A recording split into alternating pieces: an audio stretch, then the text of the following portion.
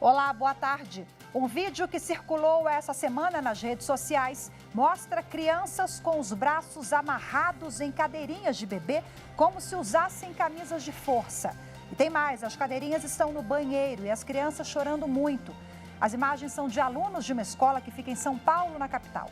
A Justiça determinou busca e apreensão no local para apurar se houve maus tratos infantis. É esse um dos destaques do Jornal da Justiça, primeira edição de hoje. Vamos aos demais. Em evento internacional, o Conselho Nacional de Justiça aborda a proteção social nas audiências de custódia. Superior Tribunal de Justiça recebe denúncia contra Procurador Regional da República. Procurador Regional da República, Manuel do Socorro Tavares Pastana, é acusado de cometer crimes de difamação e injúria contra um delegado da Polícia Federal e um procurador da República.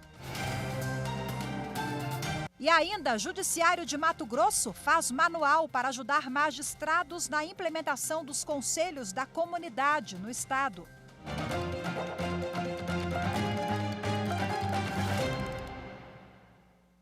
O Conselho Nacional de Justiça participou hoje de um evento internacional promovido pelo Escritório das Nações Unidas sobre Drogas e Crime, em Viena, na Áustria. O CNJ compartilhou a experiência brasileira com as audiências de custódia implementada há 7 anos.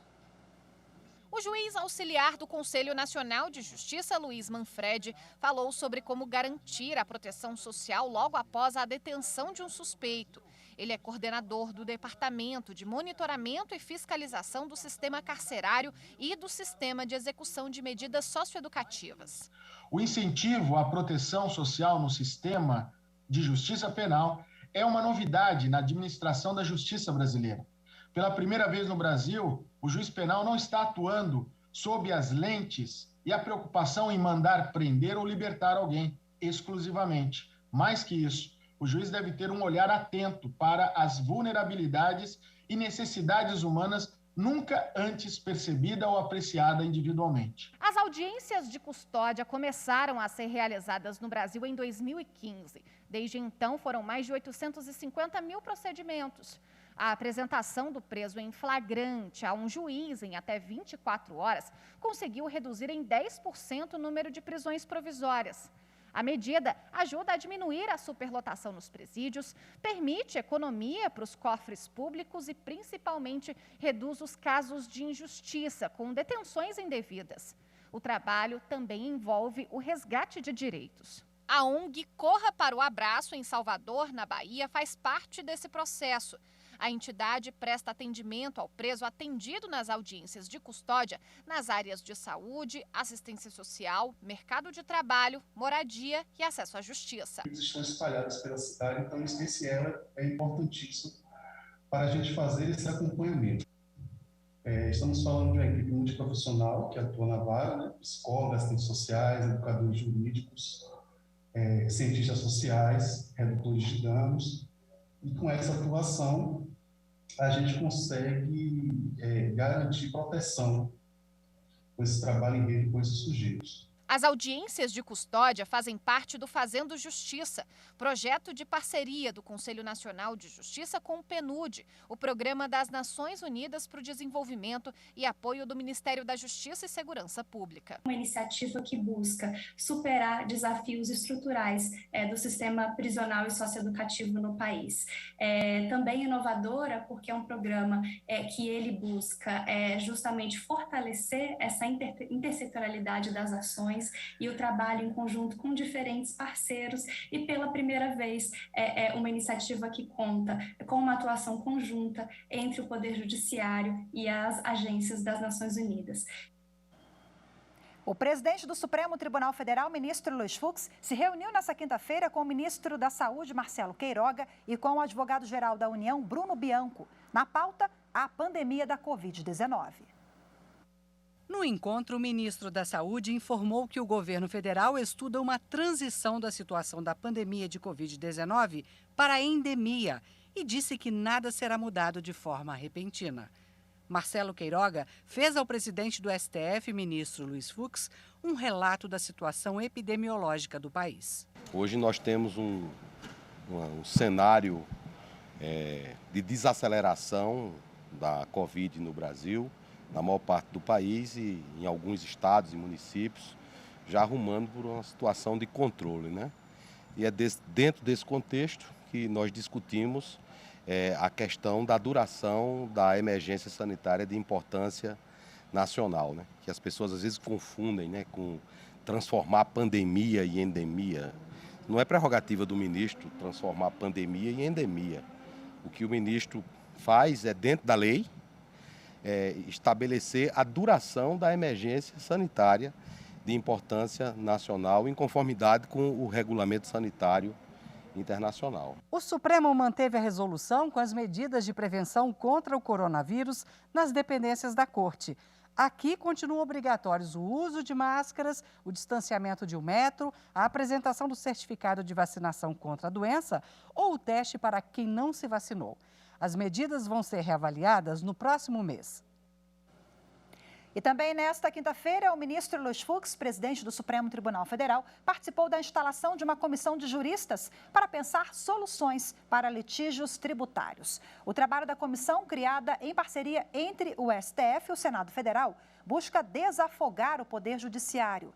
O ministro Fux explicou que a Constituição Federal de 88, por ser bastante analítica, ela abarca praticamente a metade do Código Tributário Nacional, o que acaba assim gerando litigiosidade que chega até a Suprema Corte. De acordo com o presidente do Supremo, metade dos processos em trâmite no Supremo envolve matéria tributária.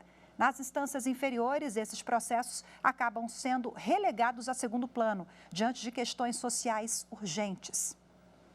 O presidente do Senado, Rodrigo Pacheco, afirmou que cabe ao Poder Legislativo a simplificação e racionalização das leis tributárias, razão pela qual o Congresso Nacional continua a discutir a reforma tributária. Nesse sentido, para Pacheco, é essencial a colaboração dos titulares da comissão para sugerir medidas que permitam o aperfeiçoamento do Código Tributário Nacional.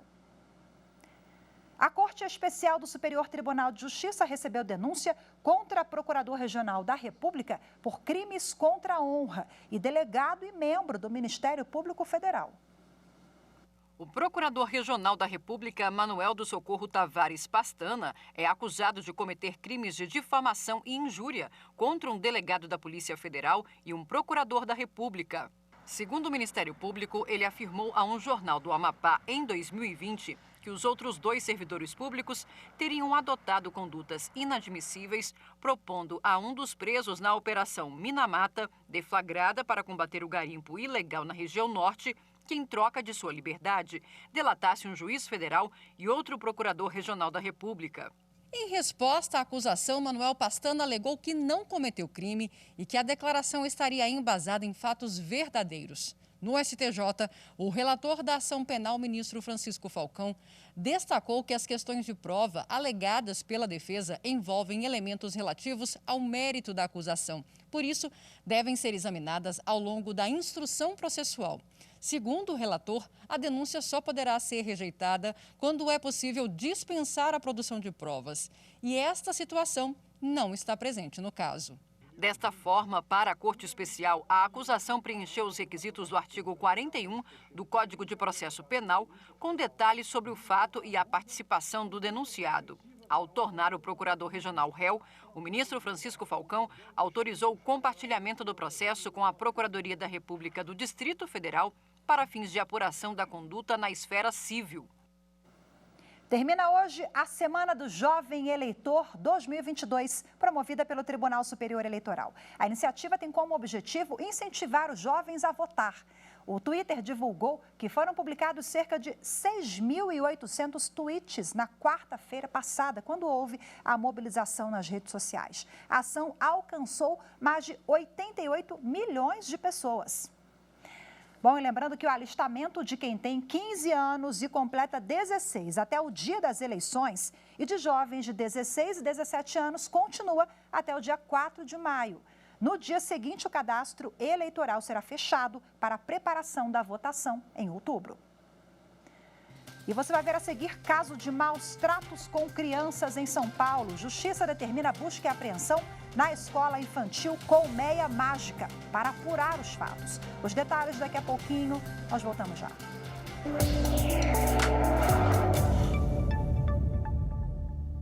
Em comemoração aos 20 anos da TV Justiça, é muito importante ressaltar o excelente e precioso serviço que ela vem prestando a todo cidadão brasileiro.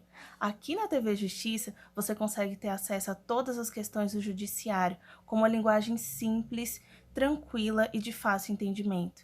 Ela é muito importante para todo cidadão brasileiro, porque assim você consegue se manter informado de tudo o que acontece e que te atinge.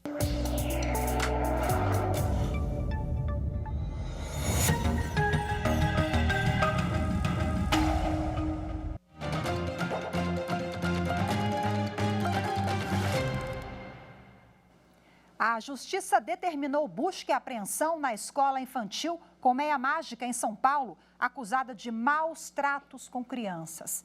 As denúncias foram divulgadas nesta semana. Os vídeos divulgados em redes sociais chamaram a atenção da mídia e das autoridades. As gravações teriam sido feitas por uma ex-professora. Nelas, crianças aparecem com braços amarrados em cadeirinhas de bebê, como se usassem camisas de força. As cadeirinhas estão no banheiro da escola e as crianças choram muito.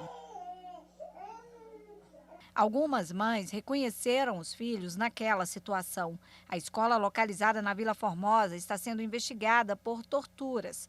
Mães de 2 crianças que aparecem no vídeo foram ouvidas pela polícia. Uma delas relatou que no ano passado o filho chegou em casa com hematomas e a diretora não soube explicar o motivo. A escola funciona desde 2002 e atende crianças de 0 a 5 anos. A Justiça determinou a busca e apreensão para apurar o caso. A polícia recolheu os lençóis que teriam sido usados para amarrar os bebês e 3 celulares. As investigações estão sob sigilo. Essa não é a primeira vez que a escola é investigada por suspeitas de maus tratos. Em 2014, uma mãe acusou a diretora de ter agredido o filho. Em nota, a escola afirma que os vídeos foram forjados e não retratam a prática da instituição. O documento diz ainda que a escola precisou suspender as atividades porque os funcionários estão sendo ameaçados e que a instituição está sendo condenada na mídia antes mesmo de se esperar a apuração dos fatos pela polícia. Bom, para repercutir o assunto, eu converso agora ao vivo com o advogado integrante do Instituto Nacional dos Direitos da Criança, Ariel de Castro Alves. Olá, seja muito bem-vindo. Boa tarde, doutor Ariel. Boa tarde, Rafaela. Boa tarde aos telespectadores da TV Justiça. E já cumprimento vocês pelos 20 anos dessa importante TV que leva justiça e cidadania ao povo brasileiro. Muito obrigada, que coisa boa. Estamos celebrando realmente ao ano aí de 2 décadas da TV, comemorado em agosto, no final do ano. Bom, vamos voltar ao nosso tema aqui sensível, né? A gente apresentou agora na reportagem, a escola se defendeu, o caso está sendo apurado pelo Poder Judiciário, mas, em tese, a criança, ela dá sinais de que algo está errado e como se orienta os pais? Sim, muito pertinente debatermos esse assunto. É claro que nós não defendemos nenhum tipo de linchamento, nenhum tipo de pré-julgamento. Temos que lembrar da escola base, há vários anos atrás, em que ocorreu um linchamento, ocorreram precipitações, mas nesse caso nós vimos aí as imagens, nós vimos uma atuação efetiva do judiciário, da polícia, então isso é diferenciado em relação aquele antigo episódio da escola base, que é tão estudado nas escolas, nas faculdades de Direito, nas faculdades de Comunicação. Então, nós, como operadores do direito, eu como advogado e vocês, como integrantes da TV Justiça, nós aqui não procuramos fazer pré-julgamento, nós procuramos tratar de fatos. E você realmente pergunta uma questão fundamental: como diagnosticar que a criança esteja submetida a maus tratos ou até a tortura, porque a tortura é quando alguém é submetido a um intenso sofrimento físico e psicológico, ainda mais quando é uma criança que não tem como se defender. Então, aquelas imagens, elas também denotam, indicam a possibilidade da tortura que está sendo apurada, que pode gerar até 8 anos de prisão. No caso dos maus tratos, que as penas são bem menores, quando se expõe a perigo à vida e à saúde de uma pessoa, no caso de uma criança, que esteja sob a responsabilidade desse acusado para fins de ensino, para fins de educação, e a pena de até 1 ano de prisão, né, de 2 meses a 1 ano. Então, penas bem mais leves com relação ao crime de tortura. Agora, os pais, mães responsáveis, quando notam que a criança volta da escola com um comportamento diferenciado do que ela costuma ter, se a criança é extrovertida, está muito introvertida, se ela é alegre, costuma ser alegre, está muito triste, se ela é falante e, de repente, não fala mais nada, se ela começa a ter medo de pessoas adultas, se ela passa a ter comportamentos estranhos, por exemplo, ela não urinava mais na cama e passa a urinar na cama. Então, são diversas formas de verificar que uma criança está sofrendo maus tratos, seja na escola, ou seja dentro da própria casa, ou seja por outro adulto. Então, é necessário que os responsáveis sempre estejam verificando essas mudanças repentinas. Agora, se a criança ela não quer voltar para a escola, se ela vê a escola como algo de sofrimento, se ela rejeita no dia seguinte que ela possa ir para a escola, se os pais perguntam como foi hoje na escola, e ela começa a chorar, ou ela começa a aparecer que está muito deprimida, é porque tem algo errado acontecendo. As crianças dão sinais, né, doutor Ariel? Mesmo crianças pequenininhas, porque a escola de São Paulo, ela atende crianças de 0 a 5 anos, mas dá para observar ali comportamentos diferentes. Para a gente finalizar, eu queria que você explicasse para a gente o que pode acontecer com essa escola, quais as consequências, né? Não essa, mas em tese outras escolas que tenham de forma recorrente essa certa negligência, o caso que nós vimos que está sendo apurado, mas indica maus tratos. Sim, qualquer instituição que atenda crianças e adolescentes está submetida ao que prevê no Estatuto da Criança e do Adolescente apuração de irregularidade em instituição que atenda crianças e adolescentes, por parte da Promotoria da Infância e Juventude e das varas da Infância e Juventude, podendo gerar a suspensão de atividades, podendo gerar o fechamento do estabelecimento. E também, nesse caso, a escola pode ser descredenciada pelas irregularidades, por estar violando o Estatuto da Criança e do Adolescente, o direito à dignidade, à saúde, à educação, colocando essas crianças em perigo. Então, por estar violando esses direitos fundamentais, ela pode ser descredenciada pela Secretaria Municipal da Educação e pelo Conselho Municipal da Educação, que é uma exigência fundamental para o funcionamento dessas escolas, que elas estejam devidamente credenciadas, registradas e devem estar sendo sempre fiscalizadas pelos conselhos municipais da educação e também pelos conselhos tutelares, se os conselhos receberem denúncias de irregularidades e de maus tratos. Ok, doutor Ariel de Castro, mais uma vez, muito obrigada pela sua participação, viu? Boa tarde e até a próxima. Eu que agradeço tratar de um tema tão importante para todos nós, porque cada pai e mãe que coloca seu filho na escola, ele quer ficar sossegado, tranquilo de que a criança está sendo bem cuidada e bem tratada. Confia na instituição, né? Bom, mas o Poder Judiciário já está atuando, o Ministério Público também, todos os atores envolvidos para a gente poder ter um desfecho. A TV Justiça volta a falar sobre esse caso ao longo dos próximos dias. Muito obrigada, boa tarde mais uma vez. Obrigado. E você vai ver a seguir, Judiciário de Mato Grosso faz um manual para ajudar magistrados na implementação dos conselhos da comunidade no estado. Eu espero você até já já.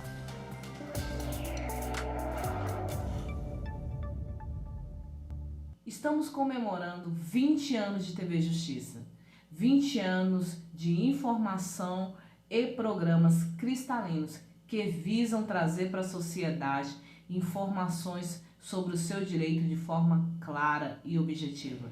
TV Justiça, que venham mais 20 anos, porque nossa sociedade precisa de vocês.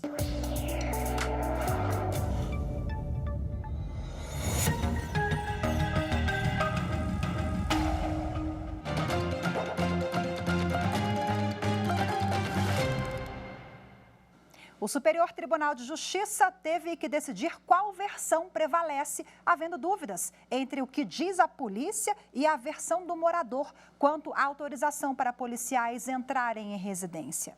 Entenda agora na reportagem de Marina Campos.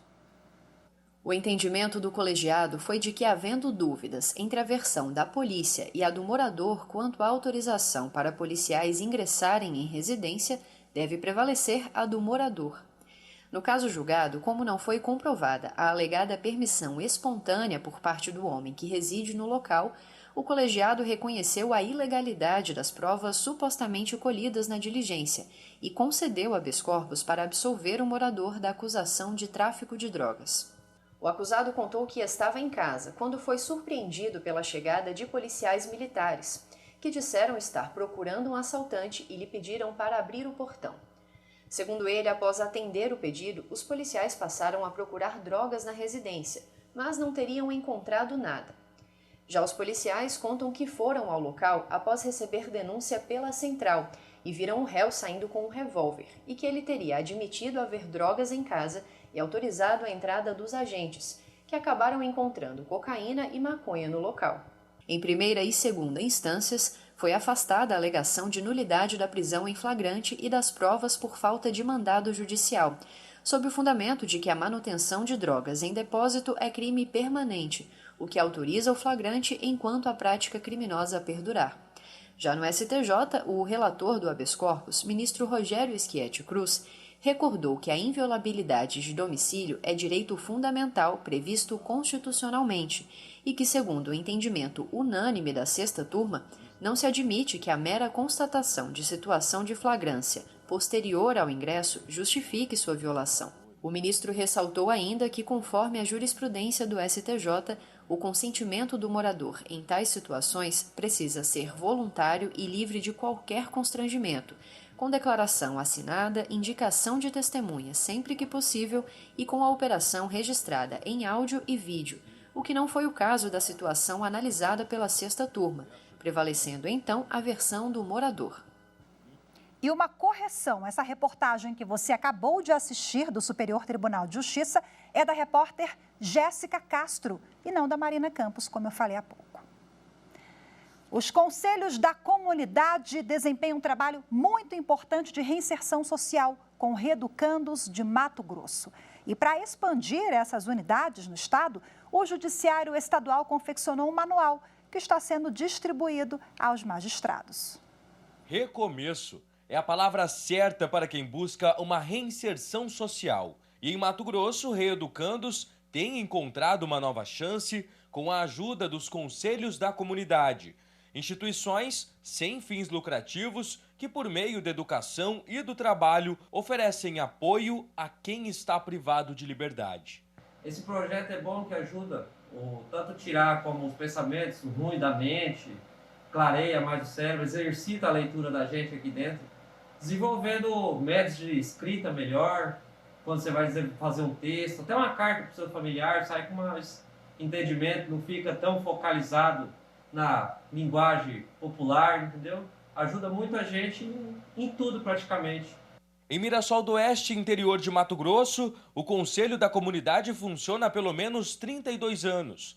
Com a ajuda de empresários e outros profissionais voluntários, os educandos são capacitados diariamente para o mercado de trabalho. Só o fato de estar privado da liberdade já é difícil. Então, o Conselho vai procurar ajudar de alguma forma a passar esse tempo, procurar ajudar a administração do presídio, procurar também ajudar o juízo da execução penal. A ideia agora é instalar o Conselho da Comunidade nos 141 municípios aqui de Mato Grosso.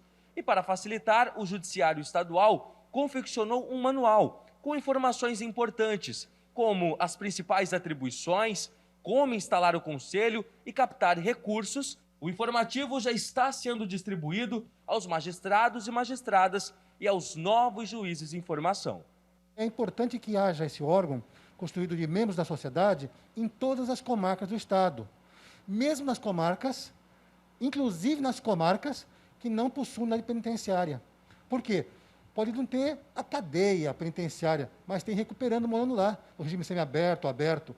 E é necessário que o Conselho faça as políticas de reingresso da sociedade dessas pessoas. O Jornal da Justiça fica por aqui. Muito obrigada pela sua companhia. Uma ótima tarde, um excelente fim de semana. E agora a gente termina com imagens ao vivo aqui do Panteão, que é uma área turística de Brasília, bem na Praça dos Três Poderes. Imagens dos cinegrafistas Lázaro Filho e Paulo Paz. Muito obrigada pela companhia. Até segunda. Tchau.